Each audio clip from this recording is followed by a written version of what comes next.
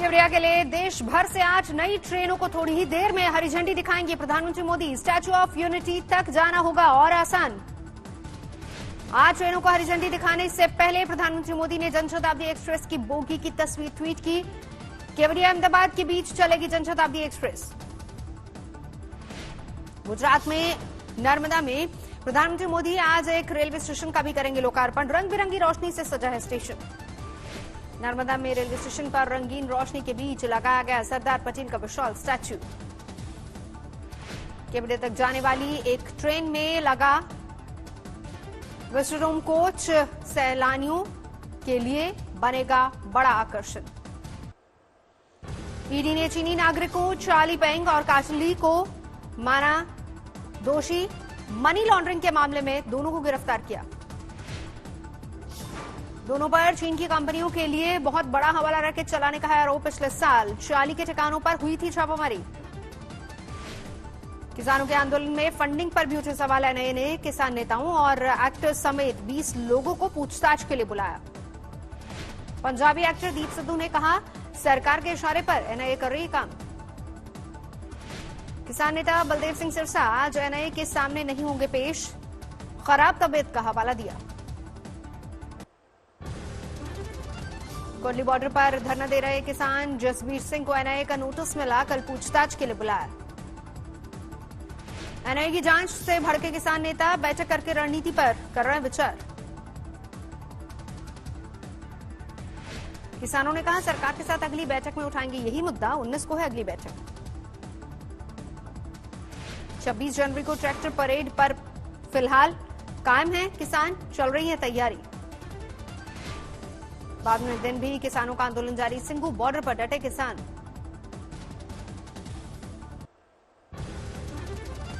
केरल में मलाबार एक्सप्रेस के luggage compartment में आग।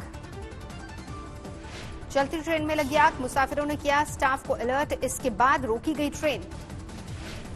केरल के अलवा में इंडस्ट्रियल एरिया में आग। 2 फैक्ट्रियों में भारी नुकसान। 30 दमकल गाड़ियों में कई घंटे तक मशक्कत के बाद पाया गया आग पर काबू। सबसे पहले सैनिटाइजर फैक्ट्री में लगी थी आग। गुजरात की खेड़ा में कार में लगी आग। बाल बाल बचे कार में सवार 4 लोग। आज भी देश भर में जारी है टीकाकरण का अभियान। कल प्रधानमंत्री मोदी ने की थी शुरुआत। दिल्ली, यूपी, पंजाब, हरियाणा, बिहार देश भर में करीब 3000 केंद्रों पर टीकाकरण चल रहा है। पहले दिन टारगेट नहीं हो सका पूरा। करीब 2 लाख लोगों को ही लग सका टीका। वैक्सीनेशन पर स्वास्थ्य मंत्रालय ने जारी किया डेटा। पहले दिन बिहार में 16,401 लोगों को लगा कोरोना का टीका। यूपी में 15,975 लोगों ने लिया वैक्सीन। दिल्ली में लगा 3400 लोगों को वैक्सीन। गुजरात में 8,500 लोगों का टीकाकरण। पहले चरण के टीकाकरण के लिए सरकार ने रखा लक्ष्य। करीब 3 करोड़ लोगों का होगा वैक्सीनेशन। वैक्सीन पर अखिलेश यादव के बदले सुर। बीजेपी की वैक्सीन बताकर टीका नहीं लगाने की बात करने वाले अखिलेश ने पूछा, गरीबों को कब मिलेगा वैक्सीन। कोरोना वैक्सीन पर समाजवादी पार्टी के सांसद शफीकुर रहमान बर्क का बेतुका बयान। कहा, कोरोना वैक्सीन में गड़बड़ी, इसे नहीं लगवाएं। टीकाकरण अभियान पर कांग्रेस सांसद मनीष तिवारी ने उठाए सवाल। पूछा, जब वैक्सीन सुरक्षित तो किसी मंत्री ने क्यों नहीं लगवाया टीका। वैक्सीन को लेकर कांग्रेस में राय बटी। पंजाब के मुख्यमंत्री कैप्टन अमरिंदर सिंह बोले, वैक्सीन सेफ है, डरने की जरूरत नहीं। राजस्थान में गहलोत सरकार ने अलग से वैक्सीन प्रोग्राम किया लॉन्च। को वैक्सीन से बनाई दूरी। 18 जनवरी तक महाराष्ट्र में वैक्सीनेशन पर रोक। कोविन ऐप में तकनीकी खराबी की वजह से महाराष्ट्र के स्वास्थ्य मंत्रालय ने लिया फैसला। वाराणसी में डीएम की मौजूदगी में हुआ कोरोना वैक्सीन का टीकाकरण। जम्मू में सफाई कर्मचारियों को लगाई गई कोरोना की वैक्सीन। उपराज्यपाल मनोज सिन्हा भी रहे साथ में मौजूद। दिल्ली के आरएमएल अस्पताल में डॉक्टर को वैक्सीन लेने से झुझके। कोविशील्ड की मांग की। भारत बायोटेक का बड़ा ऐलान। वैक्सीन की साइड इफेक्ट पर मिलेगा मुआवजा। नोएडा में बीजेपी सांसद डॉक्टर महेश शर्मा ने कोरोना का टीका लिया। कैलाश अस्पताल में वैक्सीनेशन का हुआ कार्यक्रम। गुरुग्राम में वेदांता अस्पताल में भी टीकाकरण अभियान। अस्पताल के चेयरमैन और मैनेजिंग डायरेक्टर नरेश रहन ने खुद को लगवाया वैक्सीन। महाराष्ट्र में पहले दिन करीब 51,000 लोगों को दिया गया टीका। मुंबई में बीकेसी में सीएम उद्धव ठाकरे ने टीकाकरण अभियान का जायजा लिया। देश में कोरोना के 15,144 नए मामले, 17,000 से ज्यादा लोग हुए ठीक। एक दिन में 181 की मौत, अब तक 1,52,000 से ज्यादा की जा चुकी है जान। राजस्थान के जालौर में हुआ बेहद दर्दनाक हादसा। हाई वोल्टेज तार की चपेट में आई यात्री बस, 6 लोगों की मौत। हाई वोल्टेज तार की चपेट में आते ही बस में लगी आग, 17 यात्री घायल। सभी घायलों को स्थानीय अस्पताल में भर्ती करवाया गया।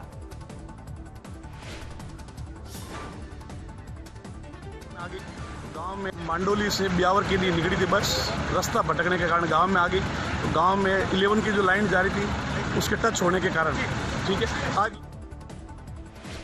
अलीगढ़ में कुत्ते को लेकर हुए विवाद में 2 गुटों में मारपीट, कई लोग घायल।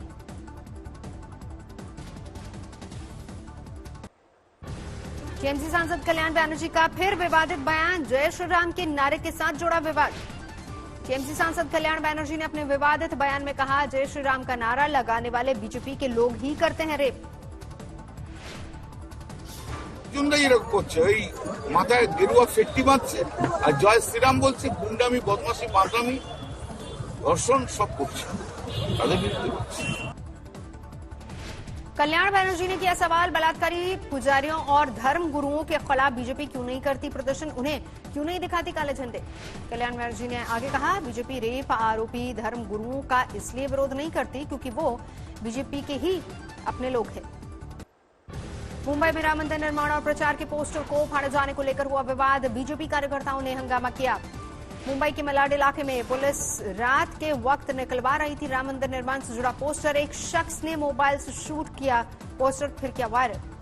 राम मंदिर निर्माण के पोस्टर हटाने का वीडियो वायरल होते ही मलवानी थाने पहुंचे बीजेपी नेता विनोद चलार समर्थकों ने थाने में लगाया जय श्री राम का नारा।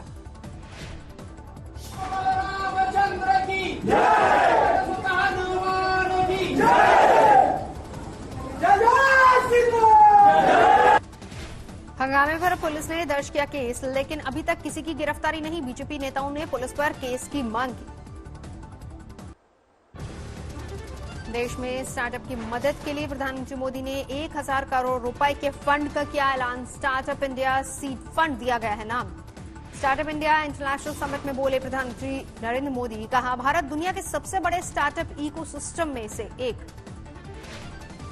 भारत एक ऐसा स्टार्टअप इकोसिस्टम बनाने का प्रयास कर रहा है जिसका आधार स्तंभ of the youth, by the youth, for the youth का मंत्र हो। चीन पाकिस्तान के सवाल पर आज तक से खास कार्यक्रम सीधी बात में बोले रक्षा मंत्री राजनाथ सिंह, 2-4 देश मिलकर लड़े तो भी भारत देगा मुंह तोड़ जवाब।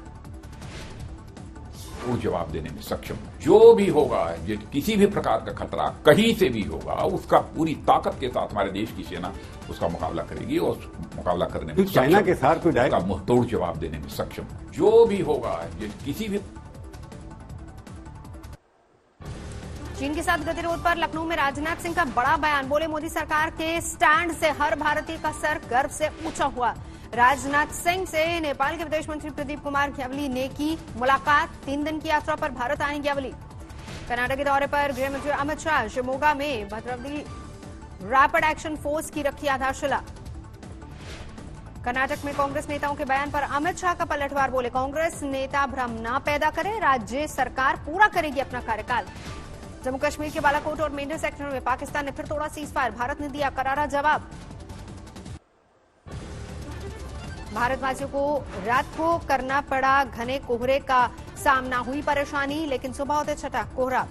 दिल्ली में इंडिया गेट अक्षरधाम इलाके में कोहरे से बढ़ी मुसीबत, विजिबिलिटी काफी कम। दिल्ली के गाजीपुर इलाके में रात से घना कोहरा, राहगीरों को हुई परेशानी। दिल्ली से सटे नोएडा में भी कोहरे का संकट, कई जगहों पर जीरो विजिबिलिटी से हालात खराब रहे। नोएडा में भी ग्रेटर नोएडा एक्सप्रेसवे पर रात के वक्त छाया घना कोहरा, राहगीरों को मुश्किल हुई।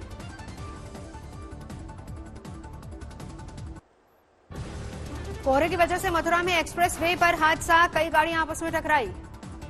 एक्सप्रेसवे पर कोहरे की वजह से दिक्कत, विजिबिलिटी काफी कम।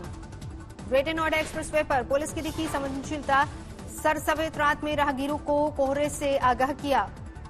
मौसम विभाग के मुताबिक दिल्ली के साथ ही चंडीगढ़, पंजाब, यूपी, बिहार, असम और मेघालय को अभी करना होगा घने कोहरे का सामना। श्रीनगर में बर्फबारी के दौरान एक डिलीवरी बॉय का साहस और संवेदनशीलता की तस्वीर सामने आई। गाड़ियों से सफर संभव न हो पाने की वजह से घोड़े से लोगों तक पहुंचाई जा रही है जरूरी सामान की सप्लाई। क्रिकेटर हार्दिक पांड्या के पिता का निधन, हार्ट अटैक से हुई मौत। चार्टर्ड प्लेन से पहुंचे पांड्या। यूपी के आजमगढ़ में 50,000 का इनामी बदमाश मुठभेड़ में घायल, पुलिस ने किया गिरफ्तार। ग्वालियर में 32 साल की महिला का शव मिलने से फैली सनसनी, अभी तक महिला की शिनाख्त नहीं। वडोदरा में वन विभाग की सराहनीय पहल, पतंग के मांझे से घायल होने वाले पक्षियों की सुरक्षा के लिए चलाया करुणा अभियान। कोरोना काल में घटे ताजमहल का दीदार करने वाले पर्यटक सैलानियों की संख्या में साल 2019 की तुलना में 76% कमी आई। इंदौर पुलिस ने 2 तस्करों को दबोचा, बाग की खाल का कर रहे थे सौदा, आरोपियों के पास से कछुए भी बरामद। मुरादाबाद में राम मंदिर निर्माण के लिए अवैध रूप से चंदा जुटाने के आरोप में केस दर्ज। श्री राम मंदिर निधि समर्पण समिति ने की थी शिकायत। ग्रेटर नोएडा में पुलिस ने मुठभेड़ के दौरान 2 बदमाशों को दबोचा। पेट्रोल पंप पर 8 लाख की लूट के आरोपी 3 साथी फरार। वाराणसी में एक लेखपाल पर लगा लड़की से रेप की कोशिश का आरोप, पुलिस ने गिरफ्तार किया। बर्ड फ्लू के बढ़ते खौफ के बीच रामनगर में बढ़ती जा रही है चौकसी। साइबेरियन पक्षियों की ड्रोन से हो रही निगरानी। मुरादाबाद में शिवसेना के कंबल वितरण कार्यक्रम में बरपा हंगामा, रैली के लिए बुलाकर फटे कंबल बांटे जाने का आरोप। जिम कॉर्बेट नेशनल पार्क में गाइड और ड्राइवर्स को मोबाइल ले जाने की इजाजत नहीं, पर्यटकों को भी मोबाइल न ले जाने के लिए कहा गया। पाली में कुएं में गिरे सन का रेस्क्यू मशीनों की मदद से निकाला गया। शिमला में सामने आया 3 तलाक का मामला, 49 साल की महिला को पति ने दिया तलाक, केस दर्ज। दरभंगा में बिजली विभाग की लापरवाही से गई गार्ड की जान, करंट लगने से हुई मौत। स्विट्जरलैंड के ज़ुरिच में जोरदार बर्फबारी, हर तरफ बिछी बर्फ की सफेद चादर। ज़ुरिच में हर तरफ बर्फ ही बर्फ, सड़कों पर जमी मोटी बर्फ की परत हटाने में जुटा प्रशासन। बर्फ से ढहे ज़ुरिच में जुटे सैलानी परिंदे भी मस्ती करते नजर आए। रूस की राजधानी मॉस्को में भी जोरदार बर्फबारी, समूचे शहर में बिछी बर्फ की सफेद चादर। मॉस्को में सड़कों पर जमी बर्फ की मोटी परत हटाने का काम लगातार जारी, बर्फ हटाने के लिए मशीनों का लिया जा रहा सहारा। पेरिस में जोरदार बर्फबारी, मूसलाधार बर्फबारी का सैलानी उठा रहे लुत्फ। स्पेन की राजधानी मैड्रिड में हर तरफ बर्फ ही बर्फ, हवाई तस्वीरों में बर्फ से ढके मैड्रिड की दिखी सफेद रंगत। चीन के एक चिड़ियाघर में बर्फ में मौज मस्ती करता दिखा पांडा, सैलानियों ने तस्वीरें खींची। इंडोनेशिया के ईस्ट जावा प्रांत में फटा ज्वालामुखी, घने काले धुएं का आसमान में ऊंचा उठता दिखा गुब्बार। इंडोनेशिया में भूकंप का कहर, 46 लोगों की गई जान, 400 घरों को नुकसान।